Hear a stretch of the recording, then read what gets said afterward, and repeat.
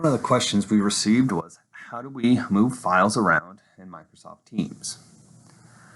Well, we're going to show you that today. It's actually fairly simple. So we're going to start off by going to Powell Gardens. We're going to go to General. And then we're going to go up to Files so we can see our files and folders that we want to move.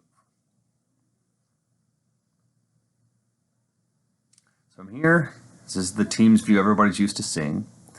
What we're going to do is going to click Microsoft Office 365 Instructions, and we're going to go to Open in SharePoint. This is going to give us additional options and a couple more features that Teams just doesn't have inside of it. So as you can see, the SharePoint site looks just like Teams. It just has a lot more options to use. So we're going to click the file that we want to move. When we click this file, we now have the Move To option. We're going to go ahead and click that. This is going to bring us up all of our sites. So we're going to click Current Library, we're going to click General, and this allows us to move it to any folder or any location inside the Powell Gardens team. So if we want to go back and let's say we want to move it to Horticulture, we just find the team, we click it, go to General, and now we can move it to any folder inside of the Horticulture team. So this is how we move files between teams. So if we go back, we can actually do the same thing with folders. So let's say we want to move the AllTrue folder.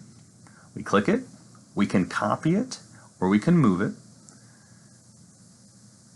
And then again, you have your same options such as Current Library and all the other teams. Or we can click Browse Sites if a team's not showing up, and it'll give you all the teams that are available. So we're going to move it in Powell Gardens. We can make a new folder.